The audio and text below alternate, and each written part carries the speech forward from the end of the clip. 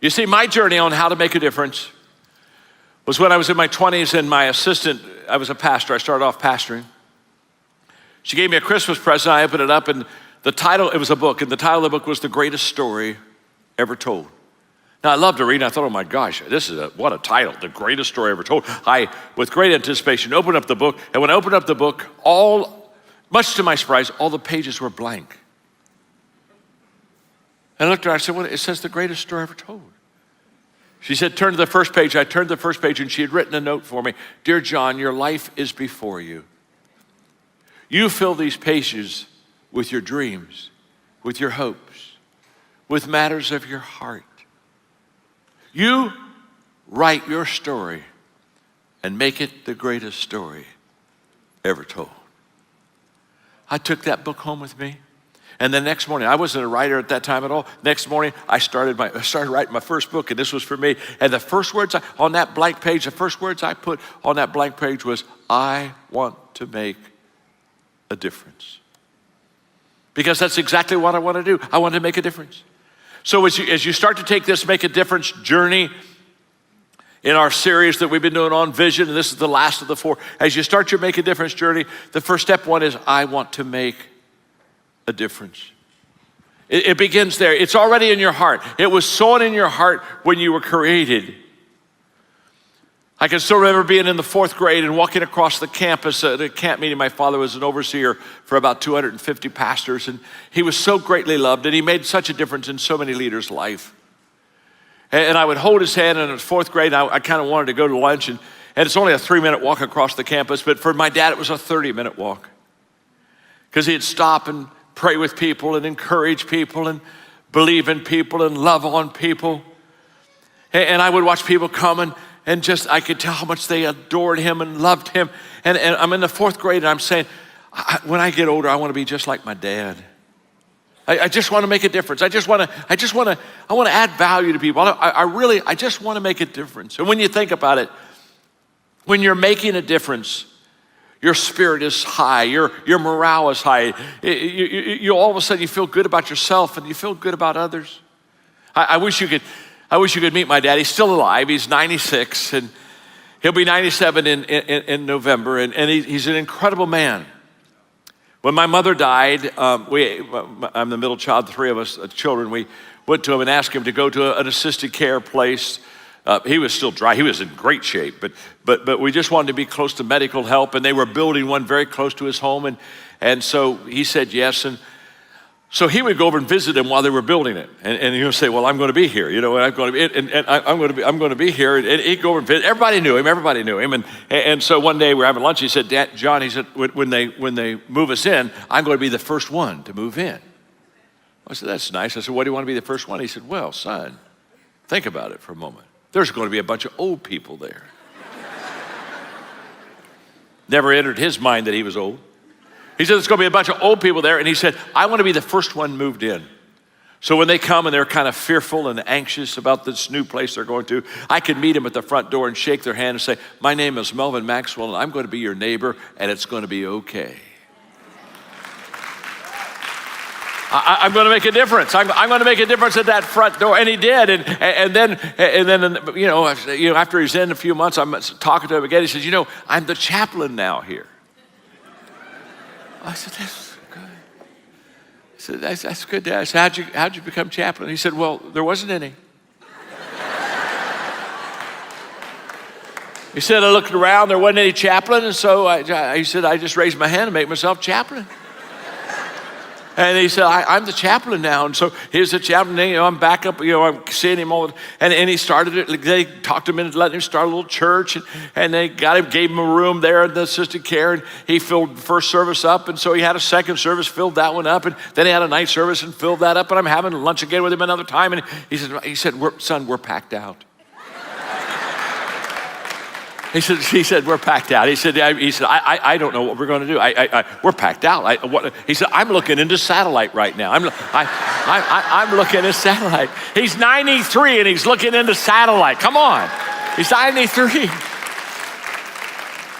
Another time he told me this, I love this. He said, I named my church. So, I'm with my dad. I'm always fastening my seatbelt. I said, oh, that's good, Dad. I said, well, what did he name the church? Well, he said, first of all, son, let me give you the context. He said, they're all old.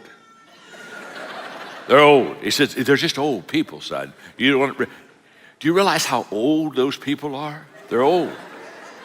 And he said, they come to my church. He said, they're near death. He said, I call my church the first church of the last chance.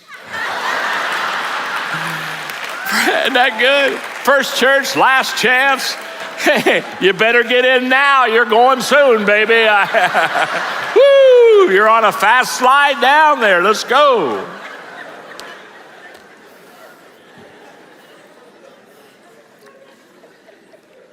Always encouraging people. I asked him one time, I said, Dad, how do you know people need to be encouraged? Oh, he said, son, that's simple. If they're breathing. He said, if you're breathing, you need to be encouraged. He said, that's why I encourage everyone. Son, if they're breathing, they need to be encouraged. He said, now, let me tell you this. Let me give you a hint. If they're not breathing, don't waste your time.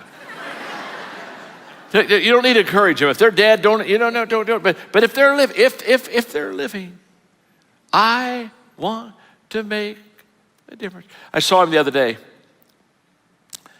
In the last year and a half, he worked full time as a chaplain until about a year and a half ago, and he fell and he broke 6 ribs, and then he had a stroke. And so he's in a wheelchair, and over the last year, I've been walking with him, and he'd be in the wheelchair, and he'd call me close to him, and for a while, his stroke had really affected his speech. And he'd call me, get me real close, and he'd get real close, and he'd whisper in my ear, he'd say, son, I'm coming back. I'm coming back. He's 96, I'm coming back. I said, Dad, you got a 96-year-old body and a 26-year-old will. I'm coming back. In the last 6 weeks, 8 weeks, he's now out of the wheelchair, back at the walker.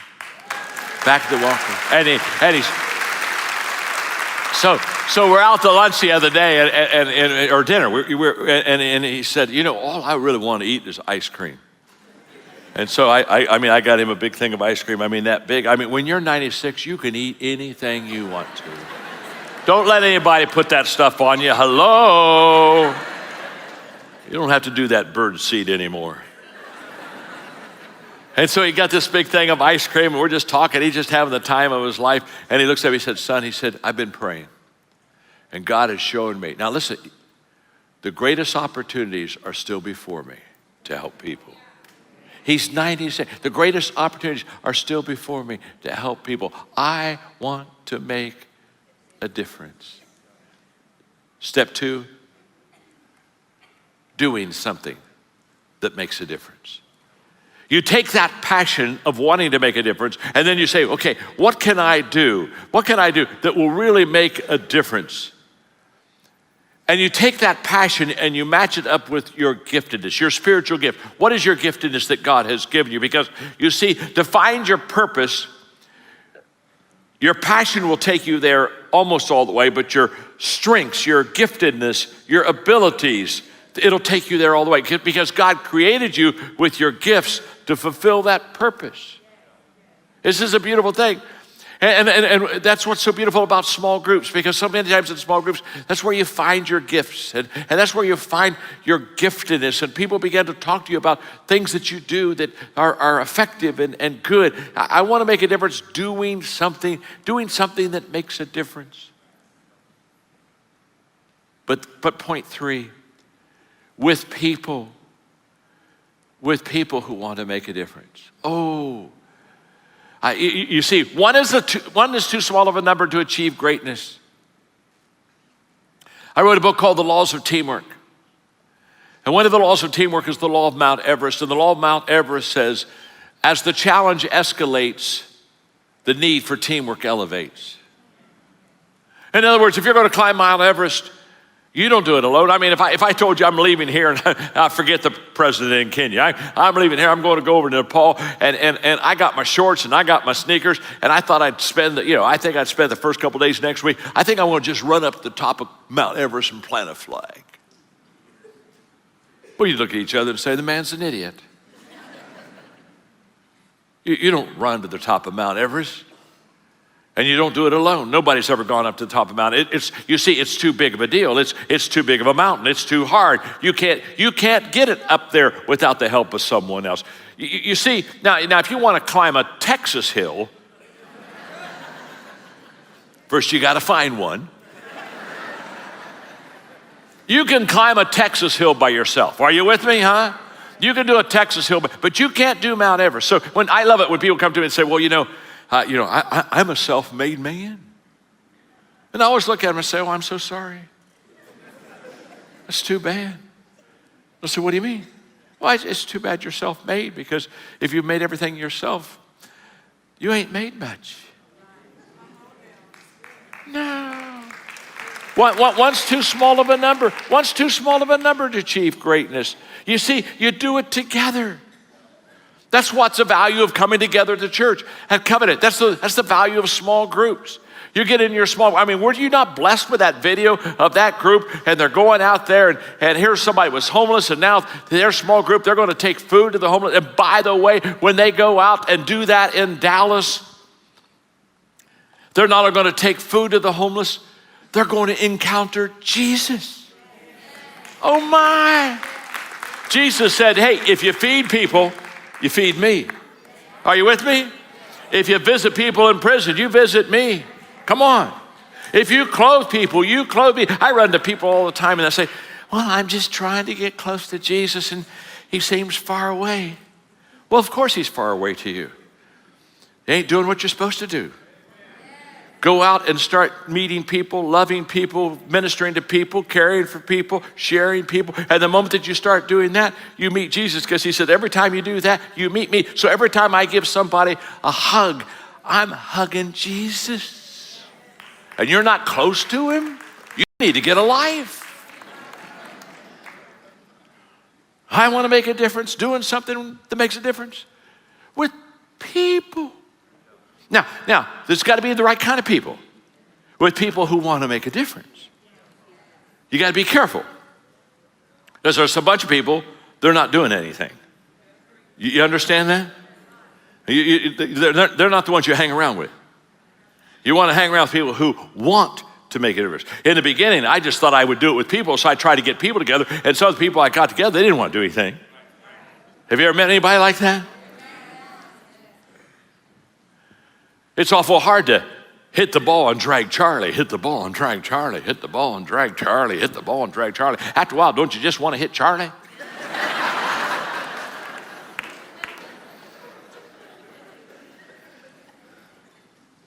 What am I saying? I want to make a difference with people who want to make a difference. If one will put 1,000 to flight, 2 puts 10,000 to flight. Talk to me. 2 will put 10,000. Listen to me, folks. That's called Jesus math. It's a higher math than what you and I were taught in school. I want to make a difference. Doing something that makes a difference with people who want to make a difference. Number 4. Before I give you number 4, are you learning something? Okay, just checking. Learned a long time ago, don't teach people who don't want to learn. It's too close to lunch.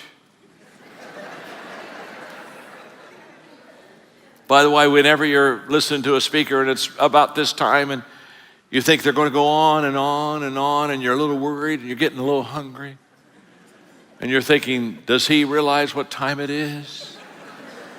Will he stop? Do you think we'll get lunch? I'm going to help you out. My name's John. I'm your friend. Look at the speaker. If he's fat like me, you'll break for lunch. Absolutely. If he's skinny, you're in trouble. Pray, just pray. You're in real trouble.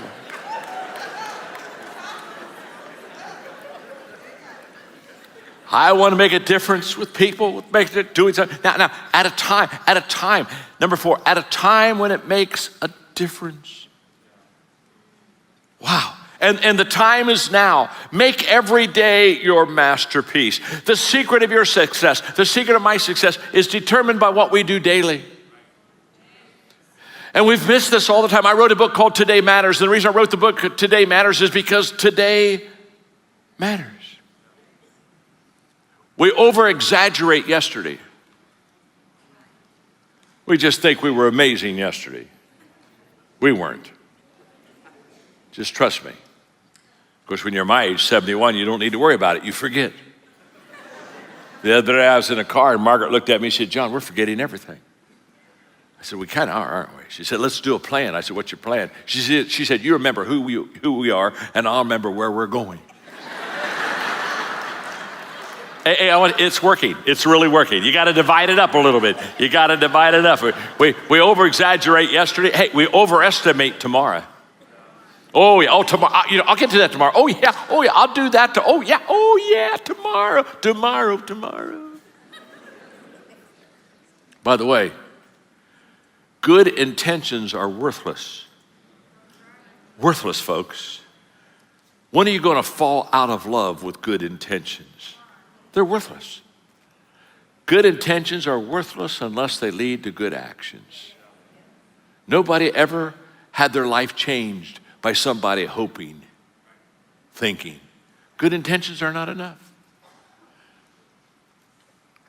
I'm reminded, Chris, of Albert Einstein's quote that says, strive not to be a success, but rather to be of value. Sounds like John Maxwell 100% lives that life. And so today, we kind of always do this standout statement, something that'll really drive the point, the desired outcome of the podcast. And today, it's really about give others your best self. I have committed my life to helping others reach their full potential. And this whole concept that before I can do that, I've got to be effective. I've got to be of value to the team. I've got to show that I really do want job security. And so we're picking that back up today, and it's good to be back with you. Yeah, I appreciate you having me back. I love this, and I often think about, this is my favorite content piece of John's, but I think a lot about John's 5 levels of influence, the 5 levels of leadership, and how you move in between these different levels, and you're continually growing. And as I think about that and the points that John has brought to us, not only in today's lesson as we go through kind of 6 through 10, but what we talked about last episode. And by the way, I know Mark mentioned it in the opening, but if you haven't listened to that, you want to go listen to that, because Mark shares a story at the end of that lesson that not many people know about, one of the things to where he was prepared and he was on a plane ride with several other leaders. And so you want to go listen to that, because I promise you it will resonate. We're gonna start right here where John talks about show that you add value. And as I think about this a little bit, and I love where he started off in that quote that he put in the notes for us, where it says the verb of your job is everything. The verb, not your title, not your business card. And as I thought more about this is what kind of led me to the 5 levels of influence. This is really about increasing your influence inside the organization. And when you do that, you have job security. Yeah. We've often kicked around the idea of, what if all of us were on a 1-year contract? I had, where this comes from is, I had a gentleman one time in a small group, part of my church, and he said, what if your wife every year made the decision whether or not she wanted to re-up or not for another year? Like that was our tradition, our custom. I was like, well, I wouldn't be sitting here being married for 25 plus years, right? It wouldn't have worked. But man, what if we had that mindset of our influence, of our production, of our adding value, that we would part ways? You think about athletes. You and I talk a lot about Sports Illustrated. What happens in contract year? They kill it. They play so much better.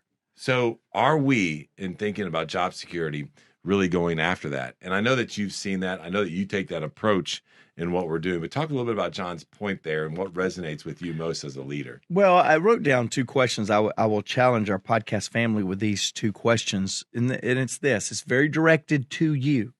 What are you producing for the organization? What are you producing? When is the last time you've produced? What are you producing? And then the second question is another verb. What are you doing? Yeah. What are you doing today to make yourself invaluable? When I was listening to John teach this today, Chris, I thought, show that you add value. And I've been around the people that talk about themselves too much, right? I mean, let me tell you what I just did. Let me tell you what I've done. I've also been around people that never demonstrate or never point out that they get that they're adding value. In other words, they're the silent person over on the right, and their actions speak more than words. I get all of that. But I think there's sometimes leaders that we've got to get over our sense of humility, and we got to point out that we understand what value is and that we see times that we add value. In other words, show that we add value. Let me tell you how I've added value. Now, John's very good at this, and a lot of times people go, man, he talks about himself a lot. It's never to get the self gratification or self-appreciation or to put the limelight on himself that drives John to do that. We do that as leaders not to get credit. We do that to model expectation.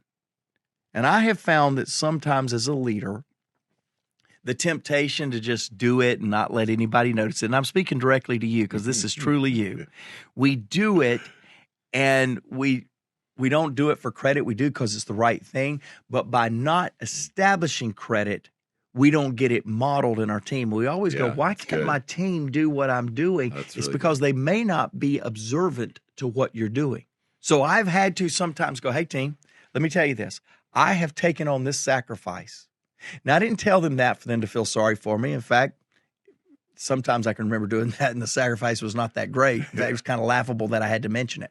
The only reason I mention that and bring credit or praise to myself when I show people that I am adding value is so that it will be modeled. So my real challenge to you in this whole comment, Chris, to you, because you need to hear this, and to others, is never share or show that you're adding value for self-glorification or self-edification. But don't be afraid to do it if the model needs to be given so that it's demonstrated throughout the team. Yeah, I love what you're talking about there, and there's no doubt that the key word for us to remember in this, and this is where John, you and I have known him for a long time, so I know where this stands with him. But as you think about this, Mark is not talking about the boasting side of things. It's all about our motive, right? And we've said before, there's a fine line, between influence and then manipulation. One is self-serving, the other one's focused on others, and that the difference is the motive. So remember, yes, you want job security. That's what we're trying to help you with here with John's lesson and unpack this and apply it a little bit for you. But man, have the right motive behind why you're doing what Mark's doing. That's in essence what he's talking to us about doing. Well, let's jump to this next point that John talks about here, and where it reminded me of a conversation that either you've had with me or John, where you come in and someone turns in their resignation, and you have one of two feelings. You go, all right, it's time to move on. That made it a little bit easier on me as a leader. Let's just be honest. Not everybody likes to have those conversations. The other one is, oh God, like you're sick to your stomach, where they are almost irreplaceable inside their organization. And John goes down and he gives us, kind of two questions here. Can they or will they? And I want you to unpack the importance of these two questions, because I think they cannot stand alone, right? You can have ability, but if you don't have the right attitude, the culture is going to weed you out. And then vice versa. And I know that you've seen this throughout your leadership. Why are these two questions so important to you as a leader inside the culture of your organization? Yeah, I think, again, we're talking about this idea of irreplaceable when John's teaching this. Can they or will they? By the way, if you heard last week's podcast, episode 1, part 1 of this 2-part series, Chris was concerned that we selected this lesson because we had something to tell him, that he was replaceable. It's intervention. And I was going to, you said intervention, and I was going to bring out the pink slip and let you go. When you're sitting there just then talking about, should I stay or should I go? I'm sitting there going, is he getting ready to resign right here on the podcast? So touche. Okay, there you go. Touche. I got you back. Okay. No, seriously. I think what we're really doing here is trying to demonstrate irreplaceable. How do I make myself irreplaceable? As a leader, when I'm interviewing somebody, I have to answer the question, can they, ability, will they, do they have the attitude that I want? But now we're talking about somebody on the team. They've been there, done that. They have charged the mountain. They've accomplished the summit. They've done some stuff for us. How do you stay irreplaceable? That's good. Because often what people do is say, yes, I can, look. Yes, I will, look. I did it. I did it. That's not here. If your attitude is not daily and consistently, I can and I will, not I did and I won't do it again, or I did and don't ask me that again. I did it once. You have made yourself replaceable for the organization, because this attitude is not about have they done it before? It's can they do it today and in the future for the organization? Good. The question is not will they, based on have they done it before? Is there a demonstrable passion that they have brought to the table? The question is the passion still there? Because I have found that a lot of times when leaders have accomplished something great, they begin to coast. When leaders have demonstrated great sacrifice, they begin to hoard. It's what Bill Gates said, that tomorrow's success is often jeopardized with today's success. In other words, good today stops us from great tomorrow because we settle in for that. Well, these great leaders that have accomplished great things, they lose their will they. They lose their can they based on yesterday's payday. And what we don't want to do, podcast listeners, what we don't want to do, leaders, is not answer the question with a historical reference, but with a passion and a hope for the future reference. I can again, I will again. And often we find ourselves looking too much at the past resume of someone rather than the current passion and desire of someone when we look at their replaceability or not. I'm sitting here and I'm thinking about this image as you're talking of driving a car. And we talk about rear view mirror versus looking out the front windshield. And I'm like, yeah, when I'm in the rear view mirror, I'm thinking about who's in the back seat, what's behind me, what all this stuff versus to your point. And I love this illustration. And leaders, if you're out there, man, the more you can be looking out that front windshield and thinking about what is it that I can help do the organization? How can I help my leader? What's next? What can we be doing differently? That will make you irreplaceable. I wish I had this, and I should stop the podcast right now and go research it. I read a report one day that of all the wrecks that happen from somebody rear-ending somebody, over some big percentage, 65% or 70%, is they are looking in the rearview mirror and do not see the traffic stopped. Now, if that's true, and I got to go find this now because I'm all fired up, but it's fascinating that most of the wrecks that happen with rear-ending somebody, it's not that they stopped too fast, not even just that you were following too close, it's you momentarily took your eyes off of where you're going to look at where you have been and you crash. It's true in leadership. It's true in being replaceable or irreplaceable in a company. Too often we want yesterday's success to open the door of opportunity for tomorrow, and I don't believe that's true. I believe today's tenacity, hope, and energy is what opens the door for tomorrow, not what happened yesterday. Yeah, that's awesome. We need to look that stuff do. up. We're going to do a leadership lesson on that in the future. Listen, if you follow along, and we want to thank you again for those that are a part of this podcast world. Because of you, we're able to have impact on people around the world. It's where we get our comments, our contents, and we're grateful. You're probably used to everything that we talk about is in our show notes. Well, we got a little surprise for you. Yeah. If you have not downloaded the show notes, you need to go download them because Jake, our producer of our podcast, got a little surprise in there for you. John lists out 10 things that he finds in irreplaceable people. We're not going to share them with you today. John didn't share them with you on the audio. You got to go download the show notes. I love that. And you'll see those 10 things in there.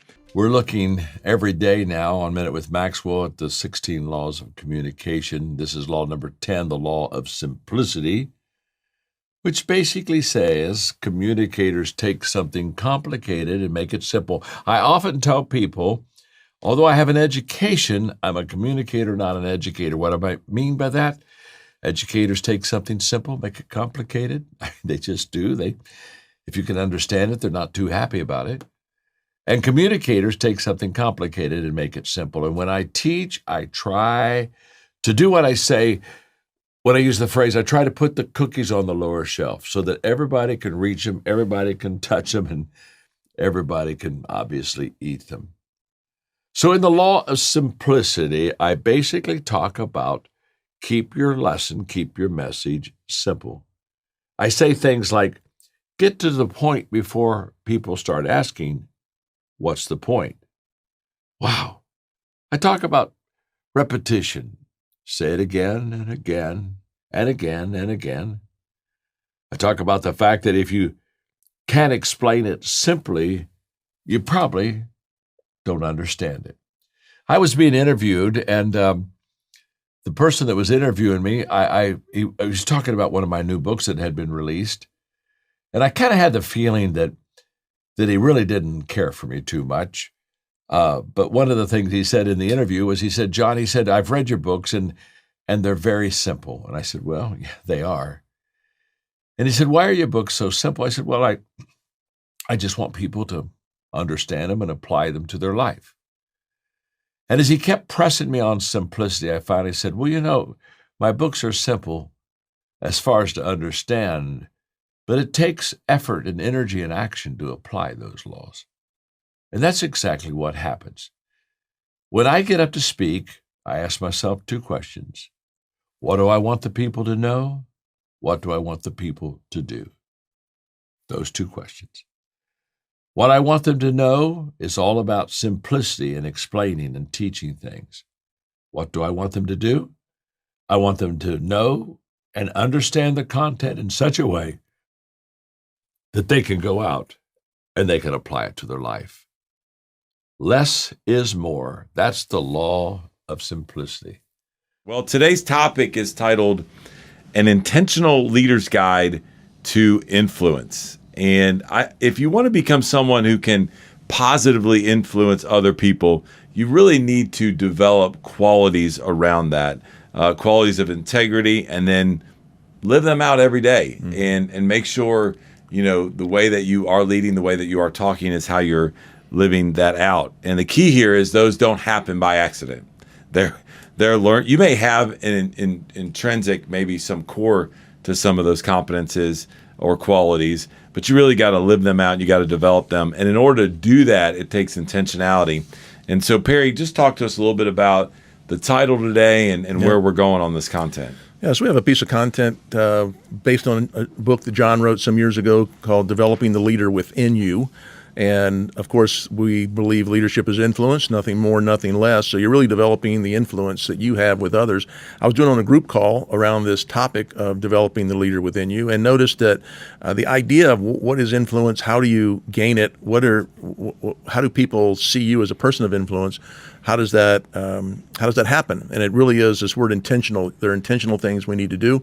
We have a couple other podcasts where we've talked about some practical ways to build influence. I really like this lesson on looking at some really the mindset. I love John's title, the leader within you. Is that how do you develop these attributes in you? Love it. Well, when John teaches the intentionality of influence, he shares a handful of ideas that can make your intentional efforts pay off. And so Perry and I are just going to kind of bounce back and forth with a couple of these ideas and share them with you as we get started. The first one is model consistency of character. I think when you do this, it builds trust, which we talk about, trust being the currency to all influence and leadership. I think you create a stable environment as a leader. And you may say, well, how do I go about doing this? Which is a fair question. But I think as leaders then, if you have, clear values and principles, reliable decision-making, I can think back to some leaders that I've had where their decision-making was not reliable. Not saying it's here, but previously that has been the case. I think if you have emotional stability, we talk about EQ a lot as leaders. And just remember that as we talk about this consistency of character, consistency doesn't necessarily mean that it's just rigid. It's really about having stability, reliability, and trustworthiness that allows you to be able to do that. I love that. No key word consistency of character. We work with a lot of leaders, and I don't know that I have one that I think is trying not to uphold the highest character. Right. We tend to, if you're That's in good. leadership, you are tending to, you're not trying to deceive or hurt. You're trying to uphold the highest of character. What I have noticed, though, when it comes to consistency, and this is true, this was true for me for a number of years, was, are you the same person? Are you the same character in every situation you're in? At home, at work, on the golf course, at the gym, in the workplace, at the church, in the neighborhood. Yeah. Are you the same person? And I know, just speaking from my past, it was I can be 2 different people, 3 different people, depending on who I'm with. That is not consistency of character. Yeah. And so one of the big learnings I had to make was determine who you are. What is the character you want to live to? And then be that. And don't apologize for it. Don't protect this group from it and not that group. Are you consistent in how you walk things out? And is your talk consistent in every constituency that you're hanging with? We do this values card exercise, and you just made me think about 8 out of 10 times they're like, now are we doing this for the values here at work or at home? Yeah. And we're like, it shouldn't You be. have different values? You have different values. And so it just made me think about that. And so getting into the place where you're consistent no matter where you are, I think is key. And number 2 is another one you think, well, yeah, but I want to hear what you think about this, though. It says, employ honest communication. Employ honest communication. I thought, well, I don't know a lot of people that are trying to be dishonest about their communication, but this is not what we're talking about here. You think about a person of influence. Has that consistency of character. They speak in a way that is very clear. That is, we talk about clear as kind. They don't shield you from stuff. They don't protect you. They don't give you just what you need to know. They don't hold back. They are very honest, open, and consistent again in their communication. And you can generally tell that when they're talking, you're getting the straight scoop. Yeah.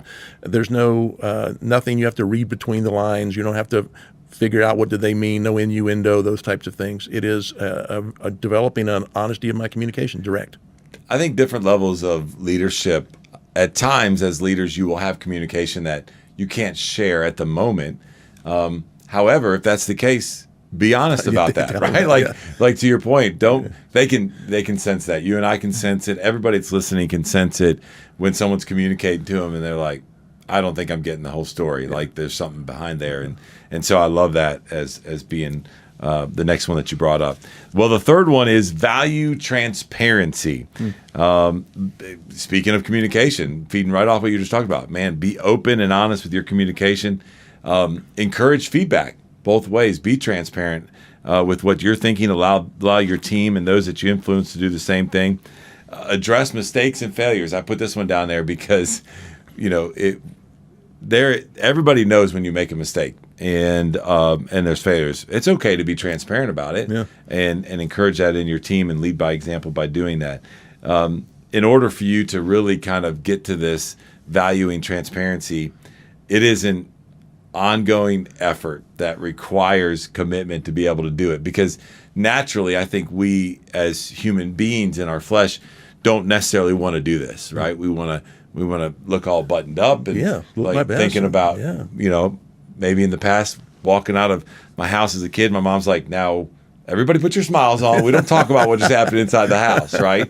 And we should value transparency, not necessarily that. I love your direction on a bit about vulnerability. Is that don't hide your mistakes and faults. That it leads to you looking perfect, and nobody really likes perfect. You're much more relatable if you're real, and you value that transparency. Often the example I give when I teach about this is that we tend to, and social media does this a lot.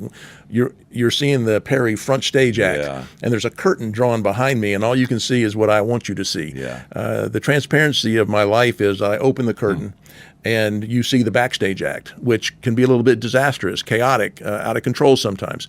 But it begins to give you a realization of my whole story. Now, this doesn't mean all my dirty laundry's out. No, but there's too much information. But I don't mind sharing with my life to say I don't have it all together. I'm learning, and you can help me, and we can help each other. So the transparency, I think, adds to connection and trust. That's good. Is really that for that. this one kind of leads into this next one, exemplify humility. Are you an example of humility in your work? Do people see you as humble? And I love in Tim Elmore's book, The 8 Paradoxes of Leadership, paradox number 1 fascinated me because it said, can you be confident and humble at the same time? I thought, well, I really want to be a confident leader. We all want to be confident. But if I have that and no humility, I'm arrogant. Well, what if I'm all humble and no confidence, then I'm kind of sheepishness or something. I don't know. You don't want that either. Yeah. So can I balance confidence and humility? And how do you do that? And a lot of times it's what you just said. It's about being a little more transparent, using the 3 most unused words in leadership. I don't know. Letting people know that you need them, admitting that you made a mistake, asking for help, asking for an opinion, asking for a point of view. Yeah. All kinds of things that can open the door to humility. I know we've talked about those 3 words before. I don't know. I was thinking when you just said that completely went out of my mind. And I thought, I am sorry. That's probably those. But that, like, even just thinking about where you're at with humility, and because if my wife is listening, she'd be like, "That's absolutely 3 words that Chris doesn't say enough, right?" And so I didn't even think about that. That's you just really said that came to my mind because I think that shows humility. I was also thinking about, we work with leaders all the time on the 5 levels of leadership, and we talk about, you build your way up the levels, you never leave the level behind, but the other person gets to determine what level of influence you have with them. And so sometimes when we're talking about this with teams, to make an example, I'll walk up and I'll be like, you don't go up to a new team member that you have level 1 influence with and go, "Hi, my name's Chris Godey. Welcome to the team. I'm a level 5 leader. We're going to kill it," right? Like they go, "This dude's an idiot and I'm out of here." Right. And there's no humility in that in regards to your influence. And you really have grown in that too, by the way. Well, thank you. I appreciate that. It's taken 27 years. No, I'm just kidding. Well, the next one that I want to bring to your attention here is demonstrate your support for others. I think when you do this as a leader, you foster a positive, a productive environment in the team. And in that individual, it helps empower them. How do you go about doing this? Man, you've got to be an active listener. We hear this a lot as well. I think communication is always a competency we hear about when we're working with teams, but we also hear that, man, he or she just doesn't listen. And I think if we can really become good active listeners, I think we'll have support for other people. I think the other thing around this is I try to view my leadership or my influence as removing obstacles and barriers for people in order to support what they're there to do, what they're called to do, what they're gifted to do. And I think when you do that, then it demonstrates that you're supporting others on that team, and it will be it'll help your influence with them. Yeah, key word for me there is others, and you just gave a great example. You are good at this, removing obstacles, barriers, clearing the way for the team to be effective, and that is an others-oriented mindset. And this demonstrating support for others, not trying to get others to demonstrate their support for you. Yeah. And so I want to move away from a self-centered mindset to an others orientation. And when leaders have an others orientation, people know it. And when we talk about, do the people on your team know you're for them, or are you looking for something from them? And I thought, if I'm demonstrating support for you, I have my antennae up looking to say, what do you need? What's in the way? What are the barriers? This is what you're so great at, saying, who do I need? I think you helped me yesterday. I had a question, wasn't trying to give you an assignment, but you said, no, I can get that real quick. And I said, no, I got it. This should be not an obstacle. This should be out of the way for everybody. So let me do that. That's an others-oriented mentality, and it really demonstrated your support for me, and you do that really well. Another one was about, seems simple, fulfill your promises.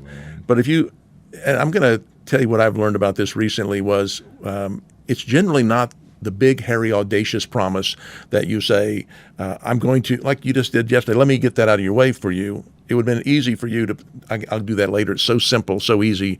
But you didn't. You took care of it right in the moment, and you fulfilled your promise. What I've learned about me is that one way I can break trust with others and lose influence is I'm on a call. Somebody says, man, I love that chart. Could you send me that chart? Of course, it's a no-brainer. Let me just, and I just say no-brainer. Yeah, glad to. And then a call ends, and then what I do, I go to the next call or move on to the next thing, and I don't do it. And while to me it's a tiny little a chart. It's a chart. To them, it was a promise made that they are tracking viciously to say, Perry never sent me that. Yeah. I have to ask 3 times every time I want something from Perry. I said, you know what? I'm changing. Got a little multicolored pen I see you're using. It was, if I make a commitment, I make a promise in a call, in a face-to-face, in a conference room, I change colors of my pen and I write in my notes. That's great. In red, I just made a commitment. So I write that in. So at the end of the day or at the lunch break or whatever I do, I look at anything in red. That's really good. I need to fulfill that because that is looking like a promise to other people. And it seems so small to me, I just overlooked it. But it's not small to them. And if you want to continue to have influence and trust, do the small things really well. Yeah, I love that you developed a system and a process to help yourself with that, because we all get busy and we do make promises and then just accidentally it just falls through the crack and we forget about it. So I love that you have a system that you have set up to be able to do that. The other thing I was thinking about when you were talking about this is making sure that we don't say yes to everything, because I have a bad habit to do that. We talk about being a recovering people pleaser. And so be careful what you promise. Yeah. And so, if it's something that maybe you're not going to have time for in the moment, I'd rather you say, I'm not sure I'm going to be able to do that, or no, I can't do that, versus saying yes and then not doing it, to your point. Not saying you would say no to somebody that asks for a chart, but I know that sometimes I'm like, yeah. And that gets me in trouble because then I don't fulfill those promises. So, same thing. Well, number 7, embrace an attitude of service. This what jumps out to me here is you're just really focusing on others. Again, going to another content piece that you've helped develop with us, which is Ascend to Servant Leadership. And that's really what it's all about. And it's not subservient, right? It's about having the focus on others. Talk just a little bit about just that course and the impact that it's had on you and some of the key points developed out of that. Because I think that's another great day of training for teams that really helps them with servant leadership. Yeah, people say I like the idea of servant leadership, but could you call it something else because it seems weak? Yeah. And I just tell them it is the hardest thing you've ever done. It is becoming a warrior for your people. It is having this, as it says here, an attitude of service that when I look at my team, and matter of fact, influence, we didn't mention this a lot, but influence is 360. It's up, down, and across. So it's not just down to your team, it's across to your peers. It's up to your leader, to your supervisor. So how are you having an attitude of service and putting yourself in a servant leader mindset to really serve the needs? How do I lighten the load of my leader? How do I assist and grow the people next to me? How do I remove barriers and serve the people on my team so that they have success? It really is a 360-degree attitude of service that does that. And it's the hardest thing you've ever done. Hard. People say, it seems kind of weak. It's not weak. It's complete struggle. Yeah. Simple but hard. Yeah. The last one we'll put on the table was encouraging two-way communication with the people you hope to influence. I love adding this one because the higher you go in leadership, the more it seems to be my voice only. And so I love this idea of share of voice and inviting people to have a point of view, inviting my team to speak. John using phrases like, all of us is smarter than one of us, and we're not going to be successful unless everybody wants me to be. I need to have people speaking in. And am I tapping into, well, first of all, the diversity? We talk about that. Am I being inclusive of this diverse team I've put together so that we have the best chance of getting the best ideas, not just my ideas. I see one way, and I don't need you thinking like me. I need you thinking like you. So inviting that voice into what we do. I love that. I think that all of these things that we just talked about today, you're probably going, that's not earth-shattering. Well, we know that. I think the real question is kind of bringing those to light and just asking yourself, are we doing them? Are we living this out? And I think Perry and I shared as we went through a couple of these that, man, it's even hard for us to do that at times, and we let things go. And so just bringing them to kind of the forefront of your mind again, saying, hey, this is how you grow your influence. If you're intentional about these things, that it will happen. The key word there is intentional, because we've talked about our calendars and we've talked about our to-dos and all those things, and teaching classes, and yes, making promises and then not delivering. But man, how are we intentional about that? What is the system and the process that we've set up as leaders to be able to increase and grow our influence through doing that. And I did that little exercise you just suggested. Take those 8, look at them, be honest with yourself. And I already mentioned fulfill promises. I had to do a realignment on, am I keeping the small promises I'm making? Of course, the big ones too, but especially I struggle with the small ones. I wrote down demonstrating my support for others. Sometimes I get a little bit too into myself and into what I'm doing, into what my to-do list is. I'm not looking around about how I can help the team, and that led to embracing an attitude of service. Am I actually actively, intentionally looking for ways to serve my leader, my peers, and my team to do that? So it's a great little exercise. You got to be honest. It could be a little hurtful, but you can grow from it. Yeah, great self-awareness to go through these and ask yourself those questions. Well, as we wrap up, people ask me sometimes, John, what gives you your greatest joy? And they immediately think of leading, and they'll say, does leadership give you your greatest joy? I say, no, not really. Well, how about writing? Does that give you your greatest joy? Well, love writing, but it's not number one. Well, kind of speaking. Maybe it's speaking. Does that give you your greatest joy? Love to speak. Love doing what I'm doing right now. Coming into your life, right into your home. Love it. No. You see, what gives me my greatest joy? What's number one in my life is very simple. It's sharing my faith. It's sharing with people just like you how to know God. That gives me far and away my greatest joy. Oh, by the way, if you ask God what gives him his greatest joy, he would say, you coming to know him in a personal way, and then taking that relationship that you've developed with him and sharing it with others. It's God's greatest joy, which is much more important than mine. But the reason I'm so excited about sharing this teaching to you today is because once you learn how to successfully share your faith, I promise you this, it will become your greatest joy. I know it. I have a wonderful friend, George Barna, who does a lot of research, and he recently shared the fact that 9 out of 10 Christ followers, people who really follow God, when they share their faith, 9 out of 10 of them feel like a failure. They feel like they didn't succeed in doing it. And when I read that, I thought, I'm going to just teach a very simple lesson about how you can successfully share your faith with others, and if you don't have faith in God today, how you can know him. So let's get started. This is really what I call an essential. And by the way, I'm so excited at Christ Fellowship for the month of June. The series is on essentials, and Pastor Tom, Pastor Todd, others are going to be sharing the essentials, things that you and I need to have in our life. But let me tell you something, what I'm sharing with you now is the most essential of all. I promise you, it's essential to God because it changes people's lives in an incredibly beautiful way. So let me just show you biblically what I mean. You see, Jesus at the very beginning of his ministry, here's what he said. He's teaching the great Sermon on the Mount. Let me tell you why you are here. You're here to be salt seasoning that brings out God flavors on this earth. If you lose your saltiness, how will people taste godliness? You've lost your saltiness, your usefulness, and you'll end up in a garbage. Here's another way to put it. You're here to be light, bringing out the God colors in the world. God is not a secret to be kept.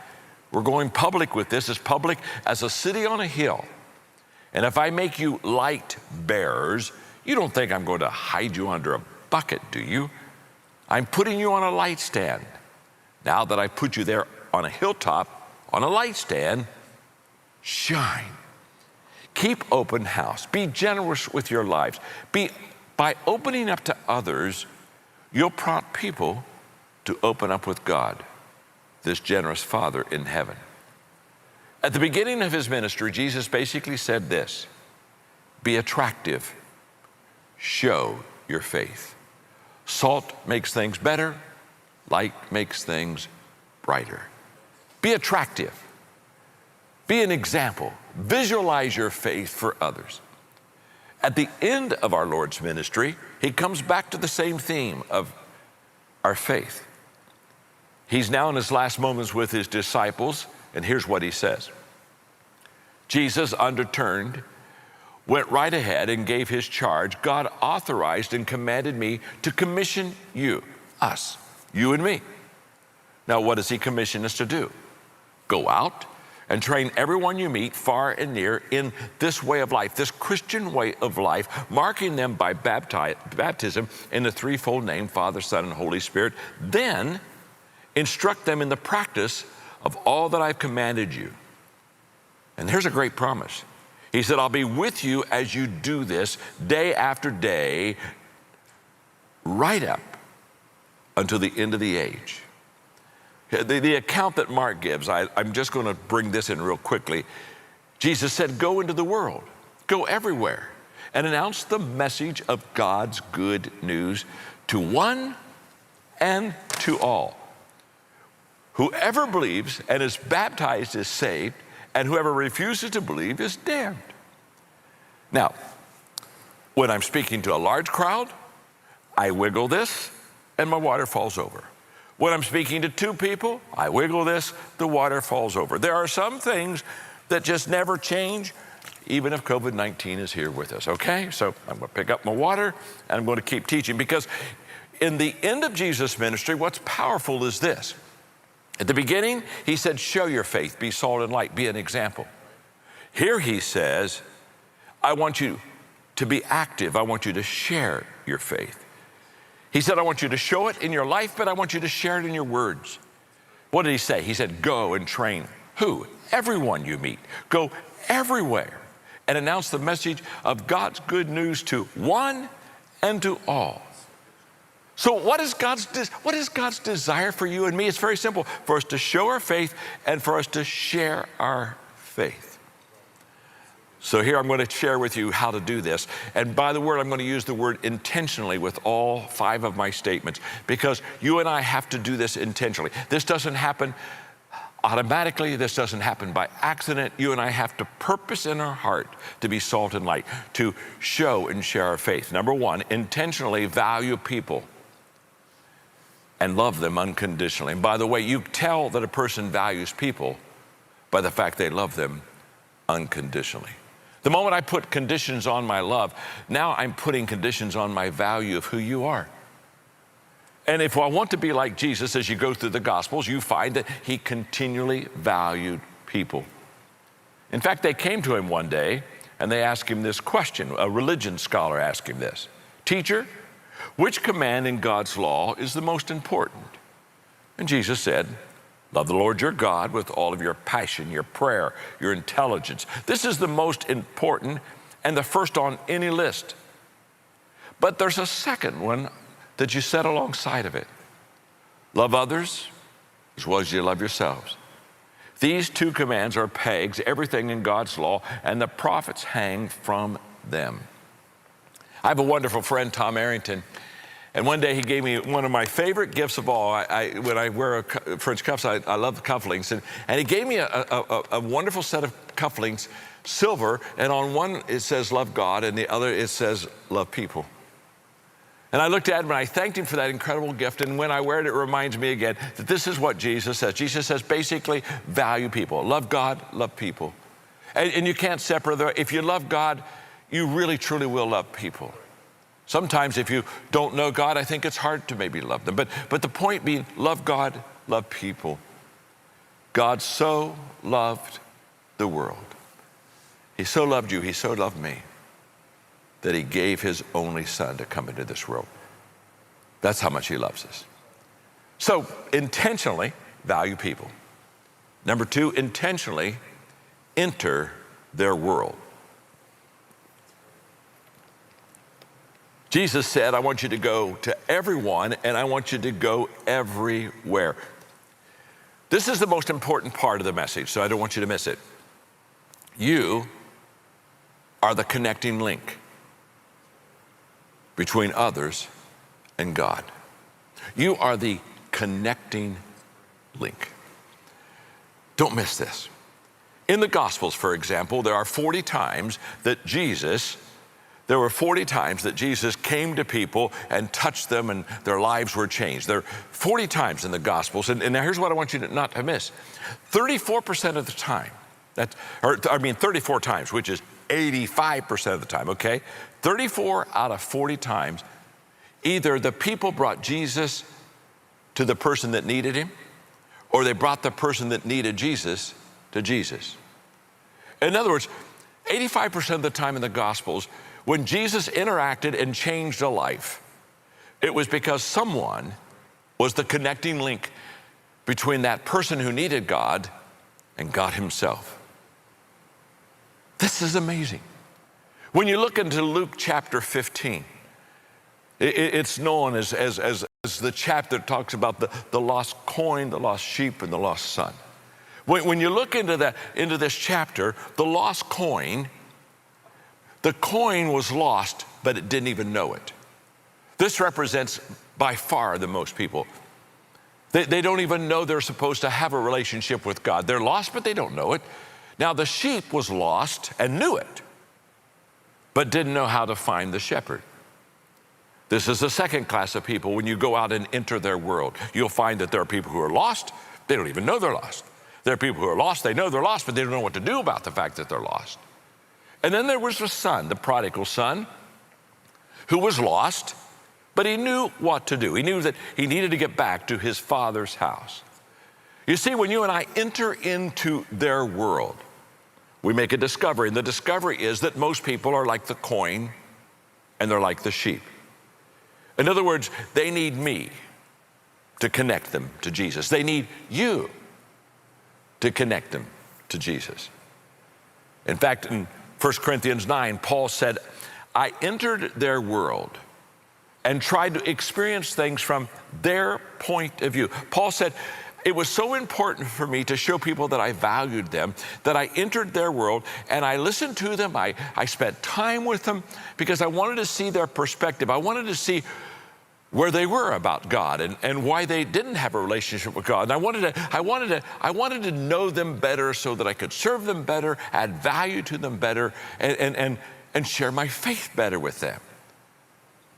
The proverb writer said that if you win people to Christ, you become wise. And when I started sharing my faith, I didn't understand that. I kind of thought if you were wise, you shared your faith, but it doesn't say that. It says if you share your faith, you're wise. And what I discovered is when I entered their world and I began to know them, they would ask me questions. Sometimes I wouldn't know faith questions to give them a good answer, so I'd say, hey, let me go figure this out. And I'd go look in the Word of God or ask other Christians, and I'd come back with a good answer for them. After doing that hundreds and hundreds and hundreds of times, all of a sudden I had an answer for anyone. And people say, John, you're so wise. No, I'm not so wise. I just had a lot of practice. And remember this, you and I were never good the first time. In fact, when Barna says that sometimes when people share their faith, they feel like a failure, I think what happens is the first time they share their faith, it doesn't go what they thought it would go. And so they kind of back away and say, wow, maybe that's not my gift. Maybe I can't do that. Not true, not true, not true. He that wins souls is wise. As you begin to interact and enter their world, you'll understand them. And the more that you understand them, the better you'll answer them. By the way, you can't answer people that you don't know well. Doesn't happen. And once they know your heart, they're much more ready to accept your answers. People don't care how much you know until they know how much you care. Enter their world. Number 3, intentionally add value to them. Now notice the sequence, and the sequence is very simple. I value people, so therefore I add value to them. If I don't value people, if I don't value you, I won't come and add value to you. People don't add value to people they don't value. So it starts with I value you, which I do. Right now as you're watching online, let me just say something to you. You're God's creation. You were literally born to know Him and to live a good life. And you're so valuable to Him that He literally sent His Son Jesus into the world so that you could be forgiven and become a child of God. And if God values you, then I value you unconditionally. No matter who you are, where you are, what you've done, doesn't matter. Love you, love you, love you. Value you. But when I value you, then I will add value to you. But here's the key to successfully sharing your faith. You don't first share your faith. you first add value to people. And when you begin to care for people and add value to people where they are, what they're doing right now, entering their world, not your world, not what I want, what you want, not what I need, what you need. The moment that I begin to add value to you right where you are, then all of a sudden, we begin to connect relationally. You begin to trust me. I trust you. When we get together, the walls come down, and all of a sudden, we really have a genuine love and care for one another. And it's at that moment of adding value to you that sometimes I get the opportunity to share faith. Here's what I do believe, truly believe. I remember in a conversation I had in the last years of Billy Graham, and we were talking about leadership and we were talking about evangelism, my two probably favorite things. He said, John, don't let anything that you do or say shut the door and keep people from knowing God. And I really follow that. Don't let anything shut the door and keep people from knowing God. In fact, I turned it around and I basically turned it around and said, do everything that will open the door to the gospel. Everything I do, I ask myself, does this open the door to the good news? So intentionally add value to people. Number 4, intentionally make them hungry to know God. I love this section. I honestly, I wish I had 30 minutes. I could just talk to you about making people hungry to know God, because I know that because people are created to know God, that their appetite begins to increase when they get around somebody that begins to show them who God is. It's a natural sequence. Okay, what does salt do? Salt makes things and people thirsty. So if we're salt around people, we make people thirsty. And what do we make them thirsty to do? We make them thirsty to find a better life. They see us and they say, wow, she's got a better life than I do. He's got a better life than I do. And it makes them hungry to know God. When we think of being light, what does light do? Light makes people aware. All of a sudden lights come on and they see their surroundings. And what did they become aware of? They become aware of the fact that there's a better life to be lived. Why? Because they saw it in you. They saw it because you're salt and you're light. The Holy Spirit produces a very appetizing life for us. He sets us up to make people hungry, because when you look at the fruit of the Spirit in our lives, I mean, think of this for a moment. Love, joy, peace, patience, kindness, goodness, faithfulness, gentleness, self-control. Whenever I read the fruit of the Spirit, I say, well, that person's very attractive. I mean, I would like to have love in my life, wouldn't you? I would love to have joy in my life. I mean, joy regardless of COVID-19 and the circumstances that I'm in and the things that are not new and normal to me anymore and all the adjustments. I would love to have joy. I mean, every one of us would like to meet a person that had the fruit of the Spirit in their life. Of course we would.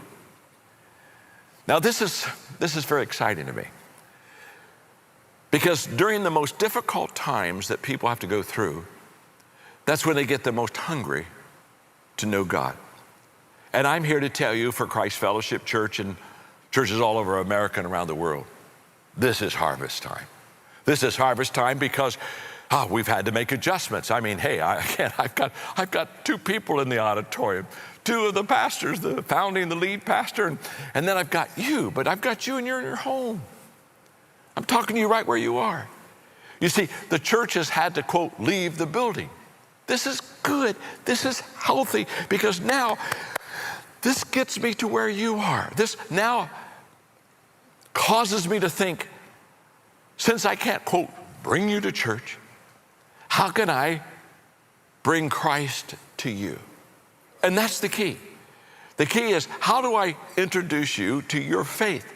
And so let me just share with you, during this crisis time, I've had many opportunities where people will say, wow, you know, things are uncertain, and I just, wow, I don't know what's going to come next, and I don't, and there's a lot of uncertainty, and with uncertainty is stress and anxiety, and there are times when I'll look at them and we're having a conversation, I'll say, you know what?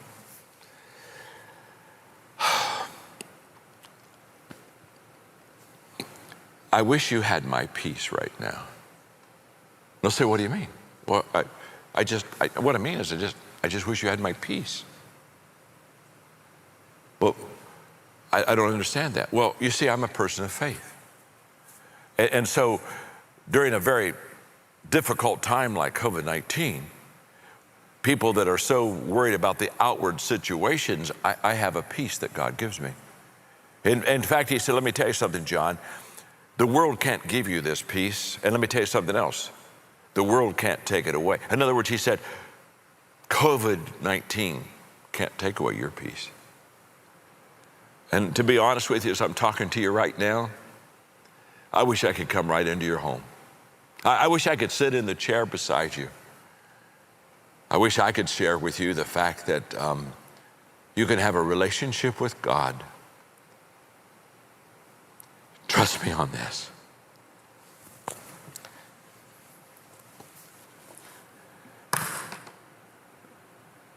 There went the water again. We're going to let the water lay. It's obvious I can't keep water on the table. Trust me on this. God has a peace for you that this world can't rob you and take it away. I tell people all the time, I wish you had my strength right now. Now, I have uncertainty. I have questions. It's not that I'm above this, but let me tell you something. Although I'm surrounded with all the stuff you're surrounded with, I have a secret weapon. I have Christ in me, the hope of all of my life. He's within me. And so at times like this, I'm not swayed by all the stuff that's happening because he lives within me. Oh, I'll tell you, maybe you're listening to this and you're saying, oh, okay, Maxwell, that makes me hungry. I hope it does. Because let me tell you something, there's a better life for you than you have right now if you don't know God. There's a better life for you. My name is John. I'm your friend. Trust me, there's a better life for you. Number 5, I intentionally believe that everyone wants to know God. I believe that. I believe you want to know God. When I look at a person, the first thought I have is they want to know God. And if that's true, my question is, why don't they know God? And it's very obvious. Let's go back to that Luke 15 passage where I talked about the coin, the sheep, and the son. You see, I believe a lot of people want to know God. They just don't know that they're even lost. That's why they need you. They need you to be salt and light, show faith. They need you to share with your words, share faith. That's why they need you, because the moment they see you and hear you, all of a sudden they say, oh, this is what I've been missing. This is what I've been looking for. You got the sheep. Well, they know they're lost, but they don't know how to find God. That's why they need you. You're the one that'll help that lost sheep back to the Father. And by the way, the son, let me tell you something about the son. He knew to go back to his father's house, but let me tell you something. He didn't know the Father unconditionally loved him. And here's why I know that to be true. If he had known the Father was unconditional in his love, he'd have gone home sooner. He spent weeks, maybe months, I don't know, maybe a year or two, doing things he didn't want to do, living life that he didn't want to live. And the reason he stayed away from his father's house was because he knew his father would accept him as a servant, but he wasn't sure that his father would accept him as a son. And you know, the father said, I'm so glad you're here. Let's have a party. What's lost has been found. If someone had told this son that your father goes out every day waiting for you and looking for you, that son would have come home even sooner. And I share with you right now, my friend, even if you know the way back to God, the only reason you've hesitated is because you're not sure that God unconditionally loves you. Now listen to me very carefully. He does. He loves you unconditionally. No matter where you've been, no matter what you've done, his arms are wide open for you. And so, you may be like the coin, lost until maybe at this moment you didn't realize that this missing piece within you, this discontent deep down inside, is just God saying, you need a relationship with me. I would like to close our time together, and it's been so good to be with you. I'd like to close our time together, if you'll allow me now, just to pray for you. And if you would like to know God, this is very simple. You just, wherever you are right now, you just repeat these simple words after me, and you can begin to have this relationship with God today, in your home, right where you are. Let's pray. Father, I thank you that I've had a few moments to kind of understand how I can know you, that you love me unconditionally, and that you're always waiting for me to come home. Yes, home, because I was created to know you. I was created to be with you. I was created to live with you. And so I repeat this prayer right now with John. Father, I know you love me unconditionally,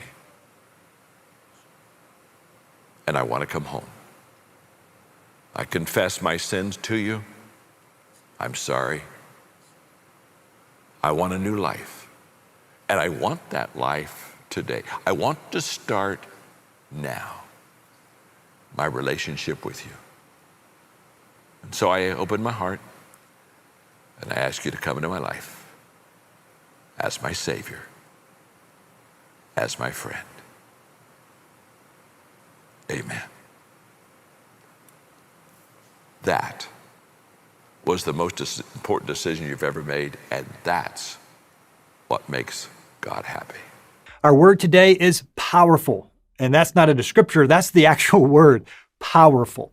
Recently, my wife Wendy and I took our family to Washington, D.C., arguably the most powerful city in the world. And we did all the tourist things that you're supposed to do. We got a tour of the U.S. Capitol.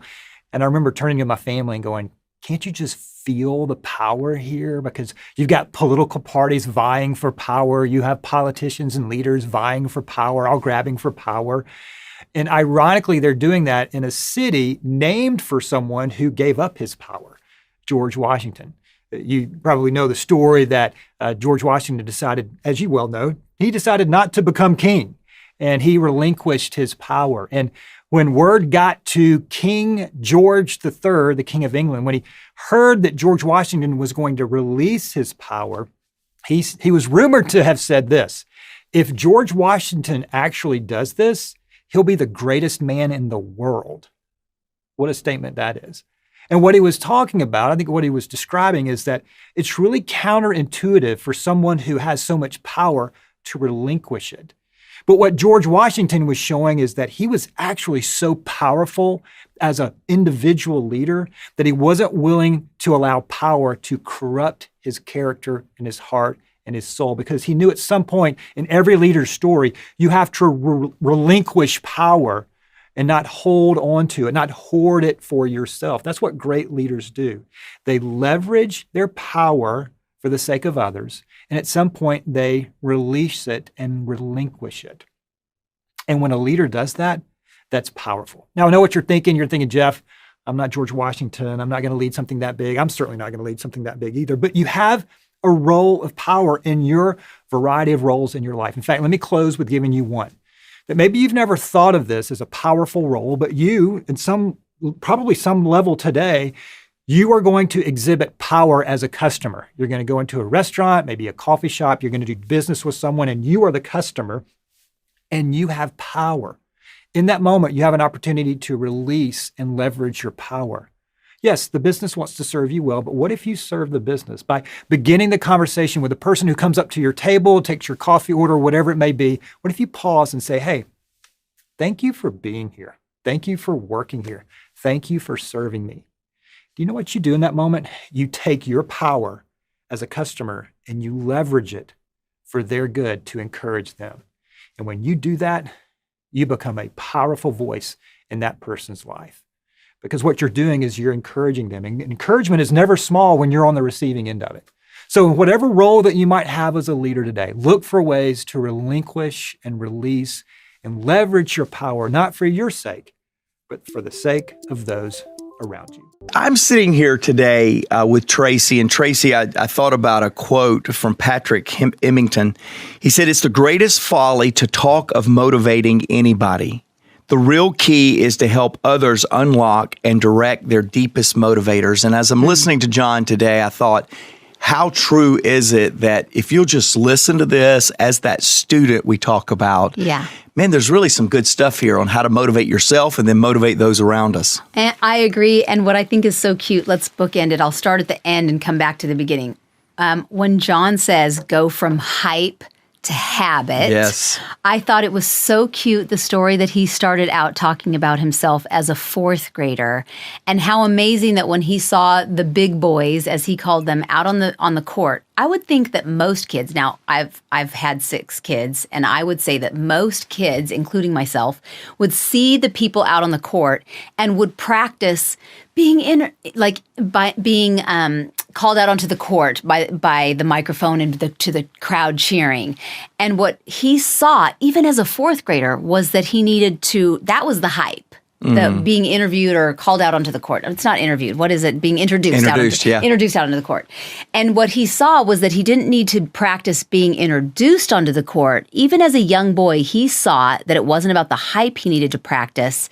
He needed to practice basketball so that he could be one of those 5 introduced out onto the court. I thought that was amazing that even as a child, he wasn't drawn to the hype, even though his heart was. He was drawn to the habit that would get him to that position where he would be introduced. I thought that's amazing. Yeah, that whole comment and then how your play on that reminds me of a great story of Serena Williams, the great tennis star. And she would, right before championship games, she would start thinking about the post-game interview and what she was going to say. She would start envisioning what she would do right after the last shot when she won the championship. Isn't it interesting? And John's thinking about walking out on that stage, and he dribbled out there and then came back, did it 3 times. The coach said, "Are you going to practice?" And so, but these great, it's almost like, don't focus on the pomp and the hype as you're talking about. Focus on the talent, but then focus on how you're going to make the best once you are really talented. And I love that. And I think that both of those stories just really motivate me, how John did that, and then how Serena would spend time thinking about what is going to be her post-championship interview and how's it going to sound, even before she's played in the championship. So I love that. And that's kind of, I think that's applicable to how we as leaders need to be. We need to focus on the disciplines, the habits, and not so much on the hype. That's right. And preparing to succeed. Yeah. And so I would love to know, I'm sure our listeners would too, do you remember the first time you were motivated? Yeah. I was real motivated, and it goes to John's first point, the leader who motivates is self-motivated. I can remember, Tracy, 4 and 5 years old, leading, all of 2022, I've been telling a story in all of our big events about how I wanted to drive a ship as a 5-year-old, and I would pretend my entire carport was this ship and all these people, and we were taking a cargo that was precious to faraway places, to people who did not experience the magnitude of the precious cargo that I have. Don't ask me what the cargo was. I can't remember. I just know it was very precious. It was very needed, and it was going to impact people when I got it there. Maybe it was little Hot Wheels or something back. Yeah, it might have been. It could have even been one of those little red hot things, fireballs. It could have been fireballs. Candy. I don't know. Yeah, candy. But all I know is I would sit on that imaginary ship and I would motivate my people saying, "Hey, I know we've been on the waters for 3 weeks now, but imagine the face of the people." I can remember at 5, 6 years old, motivating my imaginary crew with what it was going to be like to deliver our cargo. So I can remember feeling motivated at a very, very very young age. I can remember motivating people, even imaginary people. I probably motivated imaginary people a little bit better than real people. It's easier. It is easier, less resistance for sure. But I can remember early in life being motivated, and a lot of that came from within. I just had this passion within me that burned and exhibited itself as motivation. And I can remember after about 2 years of driving this big cargo ship, which was our carport. This is imaginary, or this is all real? imaginary. Oh, okay. Driving our carport, which was my cargo ship. And one day I'm standing on the railing, looking out over a 20-foot drop. And all of a sudden, a plane landing at Atlanta Airport flew over, and I went, why would I drive a cargo ship when I could drive an airplane, an airship, and get there much faster and take a lot more people? So it quit being such a precious cargo to now getting people farther than they'd ever been faster. Until about 9, and then the United States had the space shuttle program. And my cargo ship turned to an airship, an airplane, to a spaceship. And I soared into the world and took people to destinations they had never been. I love that. And so anyway, it's funny because I could tell more of the story, but today I'm not driving a cargo ship, an airship, or a spaceship, but I'm driving a leadership. Yeah. How about that? I love that so much. Oh my gosh, why we love you times a million. I love that. Okay, so getting back to, so you're self-motivated.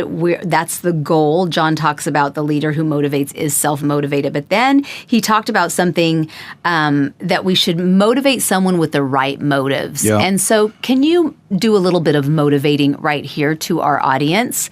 If someone is listening, he gave 2 examples that manipulation is moving people forward for personal advantage. And I would say that that's a temptation for every leader, because every leader is trying to get ahead, has personal goals and has their eye on certain goals.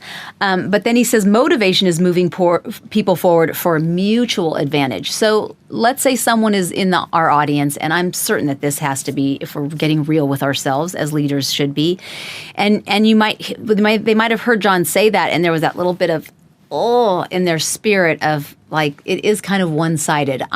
Maybe I am guilty of manipulating my people, not with bad intentions even maybe, but can you talk a little bit to our audience if they have found themselves that it's one-sided maybe, and how do they move that needle from it being just about personal advantage, of how do you become a leader who makes it a win-win situation? Yeah, I think all of us that are leading things bigger than us, things that are more significant than us, we have manipulated people. So I want to start there because it sounds so bad.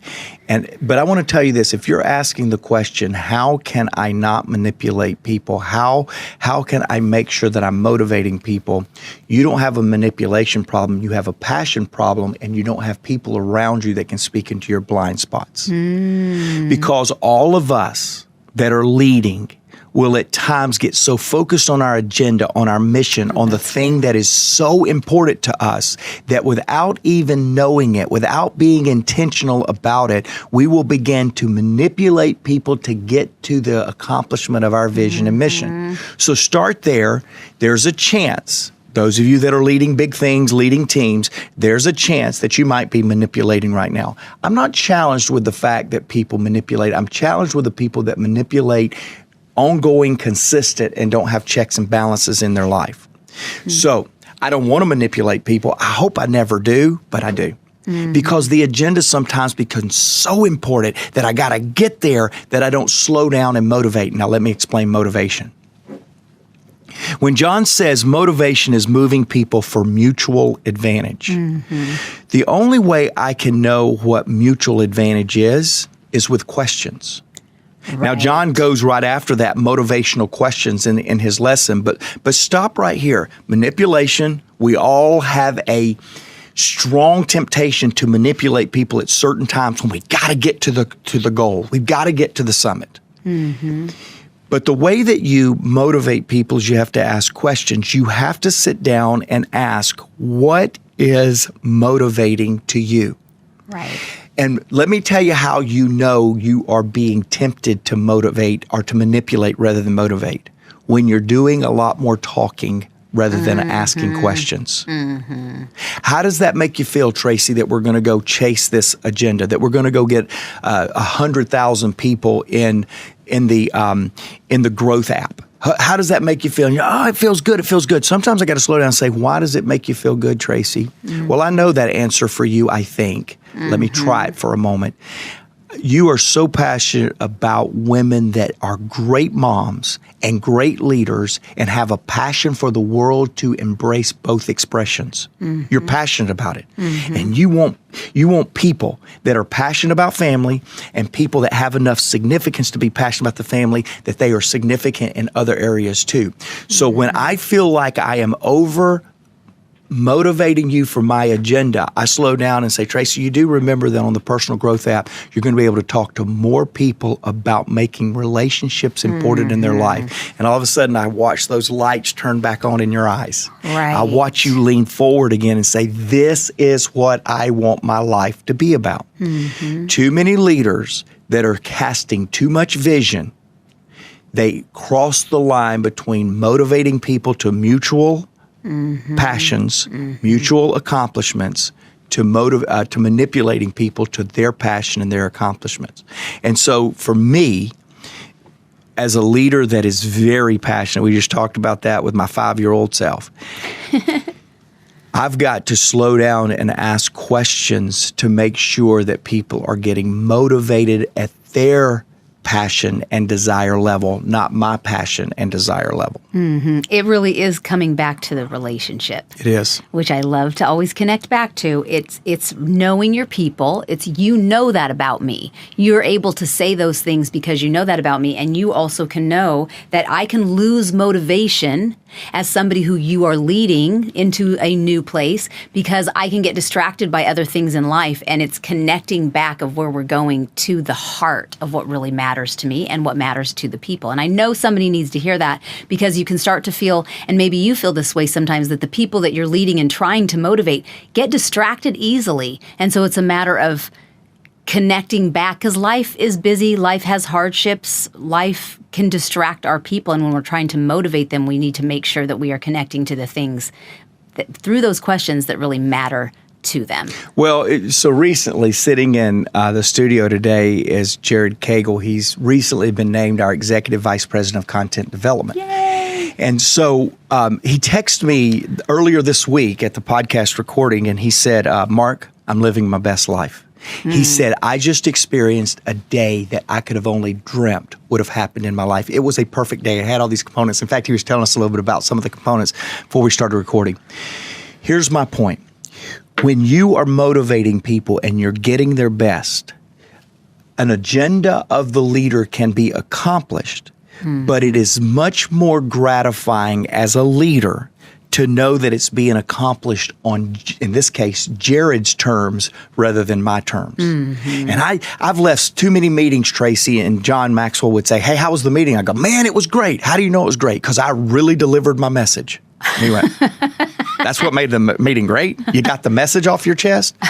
A great meeting is when I deliver a message that awakens something in the person listening to the message and inspires them to go chase fulfillment of significance and success in their life because it's something they want to do. A great meeting is not always everybody rallying around my vision and my direction, but a great meeting is always when I can rally people around what's in them and what they want to accomplish with their life. And that leads right into creating a motivational environment, a motivational meeting environment. But how do you gauge that? Like for that meeting when John would say to you, well, how great was your meeting, Mark? Or how was your meeting, Mark?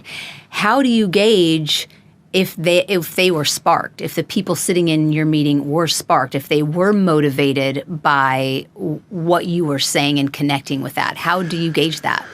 Well, it's a good question. I love this question. In fact, I'm thinking of a meeting that's coming up pretty soon to where I really have got to motivate our team for the vision that I have for the rest of 2022 and getting us ready for 2023. I'm starting to feel the intensity now. It's middle of October. I'm starting to feel the intensity of 2023 plans.